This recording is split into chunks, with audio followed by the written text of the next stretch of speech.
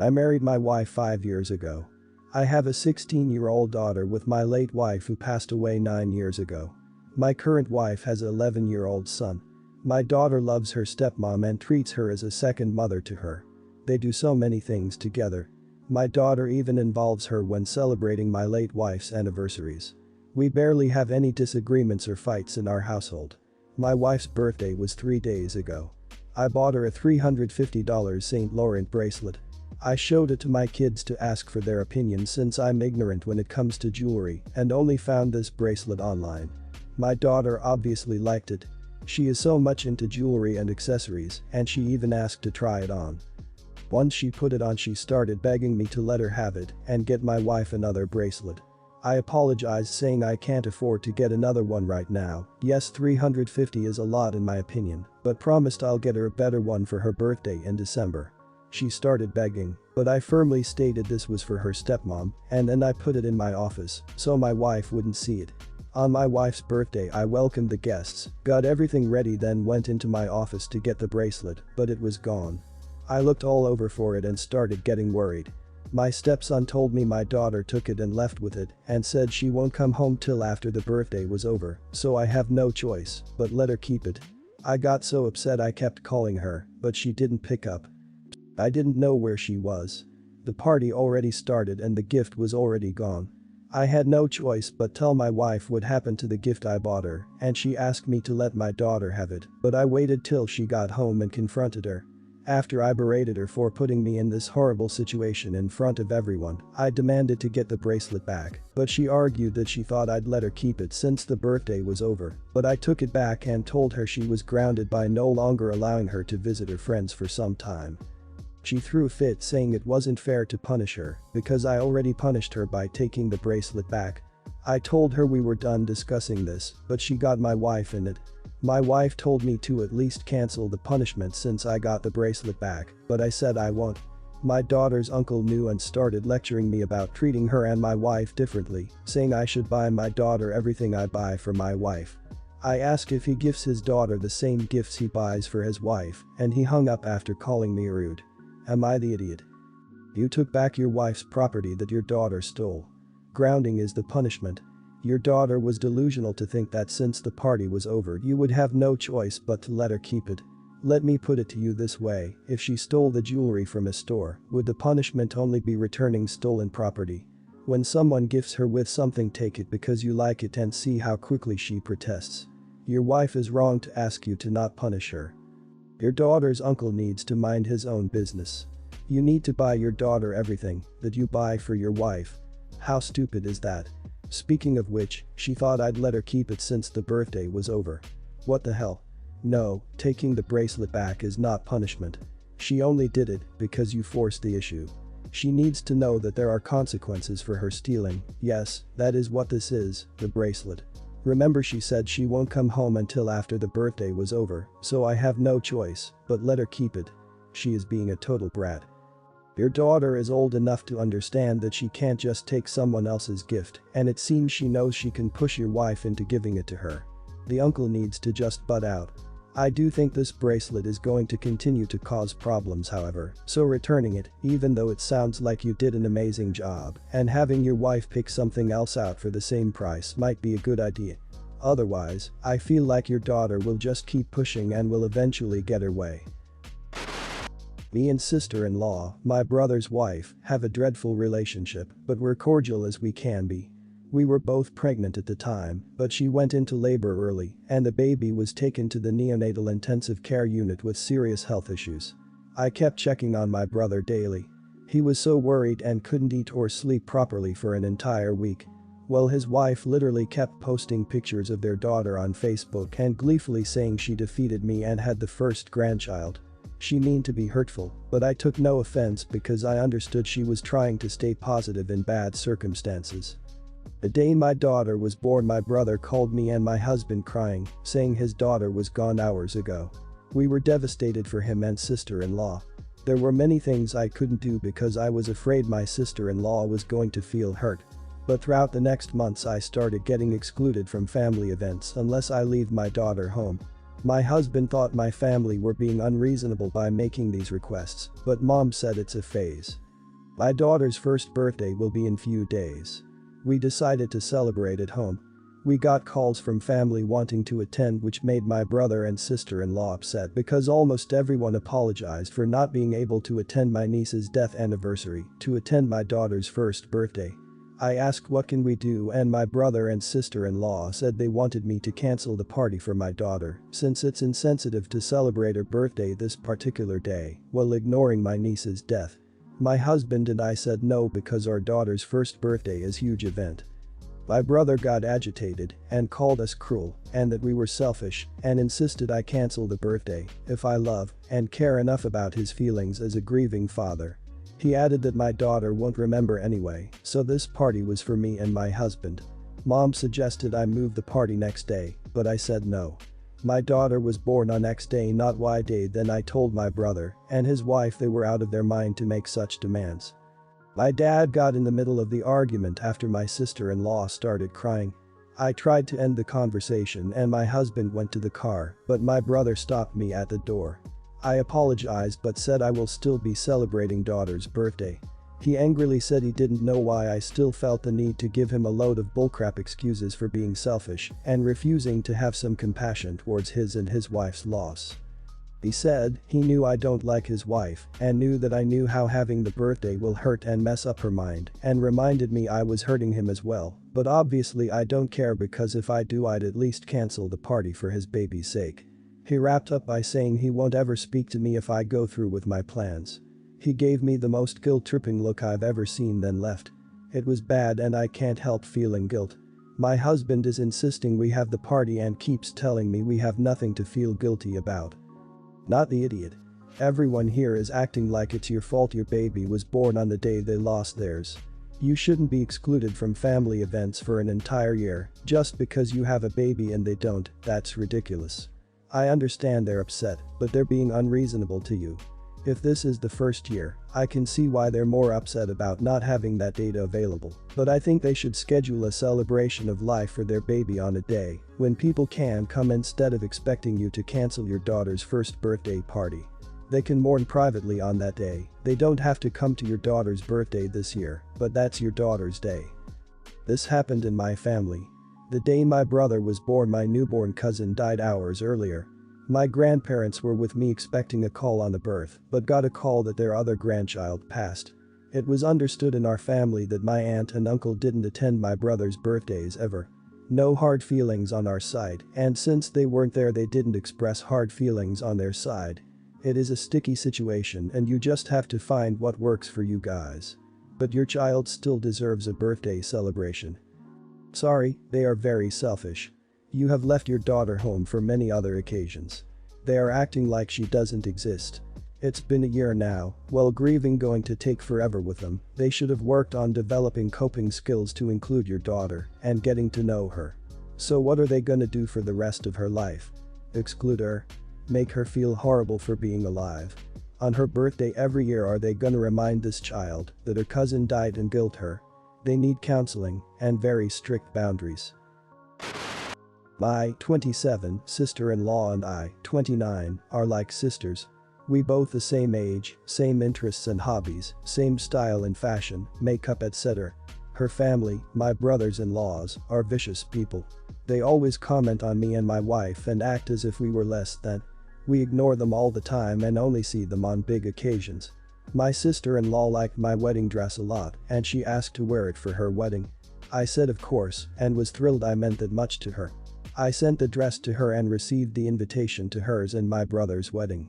I noticed my wife's name wasn't on the invitation. I called my sister-in-law to ask, and she tells me her parents were giving her hell for inviting me and my wife because they don't like us for obvious reasons, and after a lot of fighting they agreed that I come alone since I'm the groom's sister, but not bring my wife.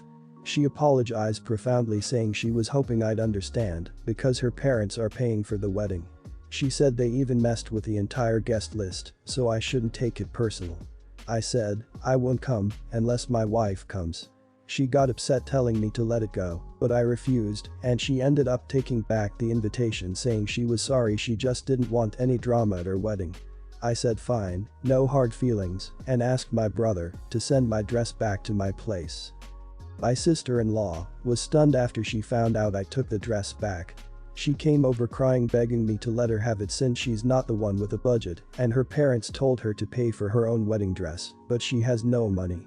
She said she loved my dress and promised to take care of it and return it, but I refused. My parents got involved telling me to let her have it and reminded me of how strong our bond is, but I said it clearly wasn't as strong as I thought it was because she let her parents exclude me and my wife from the wedding. I'm not mad, just that I don't want to give it to her after all that's happened. Sister-in-law is mad and is clearly hoping I change my mind still, since she kept texting me about it, trying to pressure me into lending her my dress. Not the idiot. I'm glad your brother got your dress back for you. Frankly, I think he, your parents and the bride should have stood up for you and your wife when the guest list was being drawn up. Your wife is part of the groom's family, it's completely wrong of them to exclude her. It's horrible that they didn't talk to you earlier about this and instead let you find out from the invitation. Conveniently after you had provided the dress. Totally cowardly. Not the idiot. I don't get why your family thinks you should send the dress back when your sister-in-law's family was disrespectful to your marriage. Don't send it back. If your bond was so strong as your family mentioned, she would have been the one sending the dress back and knocking at your door as soon as she could to let you know about the whole situation face to face, instead of trying to get away with it just to wear your dress.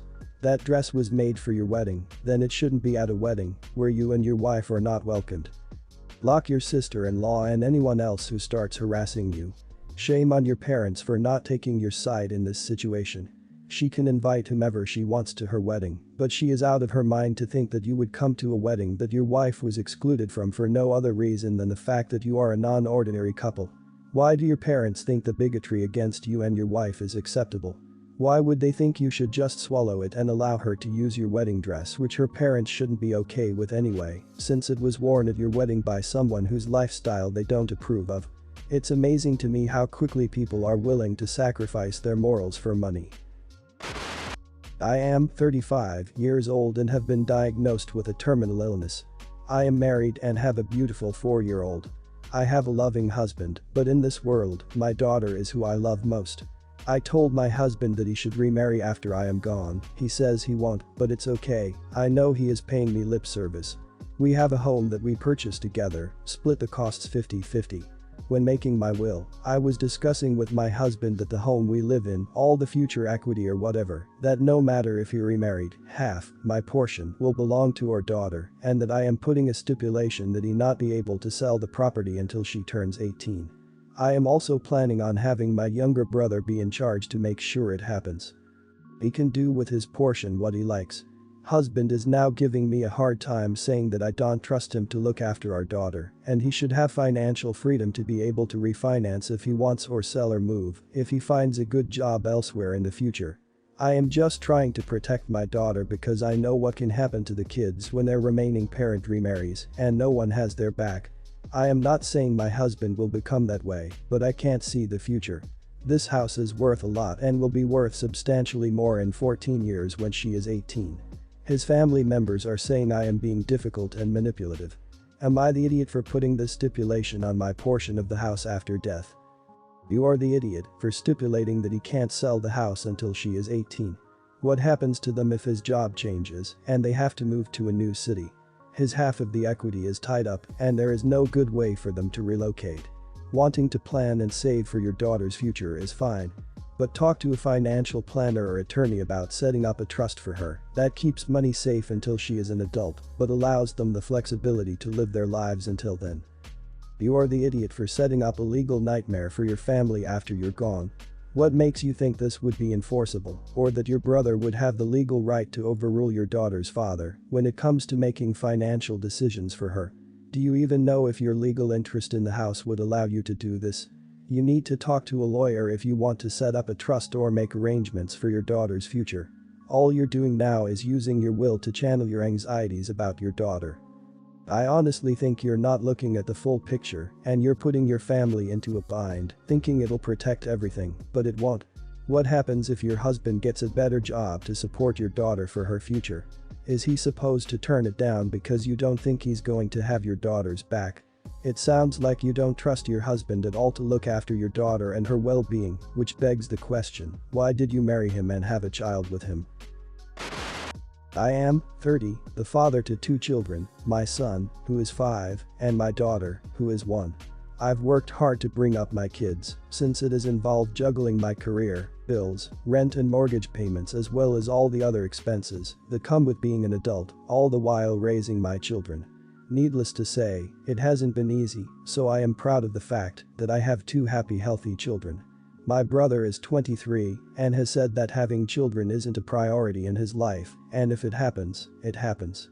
His reason for this is that he wants to be able to travel, enjoy his career, and be able to have the option to do things spontaneously, which I don't have a problem with. He also has an English bulldog puppy, which he got from a breeder, something that I disagree with, but I can't tell him how to live his life. Which brings me to the issue. Despite not having kids, my brother constantly jokes about how him and his boyfriend are parents to their dog. Their friends even go as far to send them dog dad cards on Father's Day.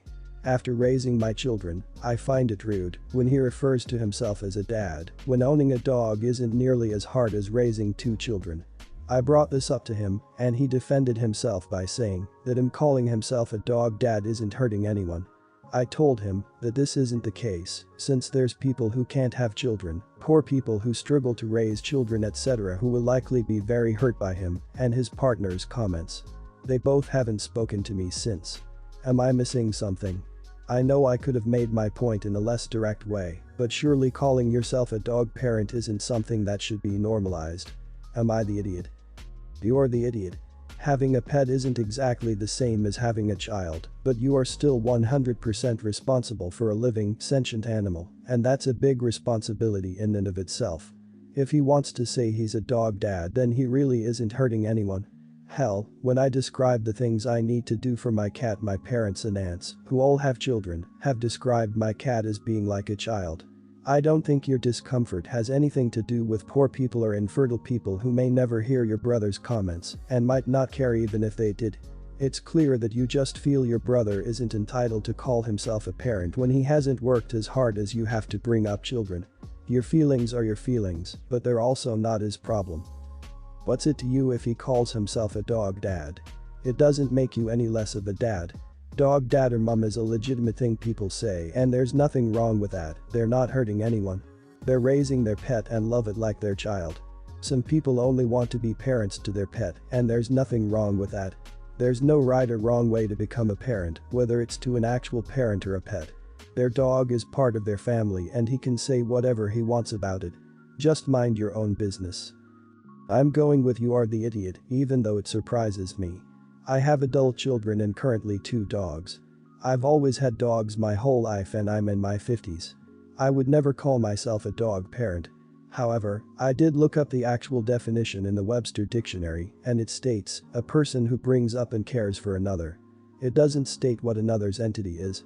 OP, if you don't feel that your brother has a right to his terminology, that's your problem, not his. You should apologize to both him and his partner.